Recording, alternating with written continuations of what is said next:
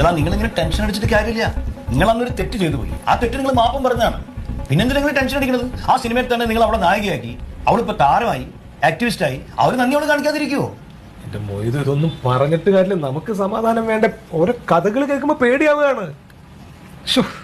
അല്ല, ഏതായാലും ഇപ്പൊ അവൾ ഇതുവരെ പറഞ്ഞിട്ടില്ലല്ലോ. ഇതുവരെ പറഞ്ഞിട്ടില്ല. ആ, അതിന്റെ സമാധാനിക്കാം. അല്ല, ഈ അവളൊരു ആക്ടിവിസ്റ്റ് ആയതുകൊണ്ടാണ് എനിക്ക് സംശയം. അവൾ ചിലപ്പം വിളിച്ച് പറയും. ഇങ്ങനെ പറയോ? ഈ പറയുമ്പോ അല്ല, ഒന്നും പറയാൻ പറ്റില്ല. ചിലപ്പോ പറഞ്ഞുകൂടാന്നില്ല. അപ്പൊ സത്യം, അത് ചെറുപ്പത്തിന്റെ ഓരോ കുസൃതികൾ അന്ന് ചെയ്തെന്നല്ലാതെ നമ്മളിപ്പോ കുട്ടികളും കുടുംബം ഒക്കെ ആയിട്ട് ജീവിക്കല്ലേ. അല്ല, അതൊക്കെ ഇപ്പൊ പറഞ്ഞിട്ട് എന്താ കാര്യം? ചെയ്യുന്ന സമയത്ത് ആലോചിക്കേണ്ടതൊക്കെ. ഒരു കാര്യം ചെയ്യുമ്പോൾ 2 പ്രാവശ്യം ആലോചിക്കണം. ചെയ്യുന്നത് ശരിയാണോ, അതോ അതിനകത്ത് എന്തെങ്കിലും തെറ്റുണ്ടോ എന്നൊക്കെ. നിങ്ങളോട് 2 പേരോടും ഞാൻ അന്നേ പറയുമായിരുന്നല്ലോ, ഈ വക പരിപാടികൾക്കൊന്നും മെനക്കെടണ്ട. നമ്മൾ ജോലി ചെയ്യാൻ വേണ്ടി വന്ന ആളുകളാണ്. നമ്മൾ ആ ജോലി ചെയ്യുക, അതിന്റെ ശമ്പളം വാങ്ങിക്കുക, വീട്ടിൽ പോവുക, അത്രയും ചെയ്താൽ പോരെ. ഇതല്ലാതെ അവിടുന്ന് ഇവിടുന്ന് വരുന്ന കുട്ടികളെ തോണ്ടാനും മാന്താനും പിച്ചാനും പോകേണ്ട എന്ത് കാര്യം?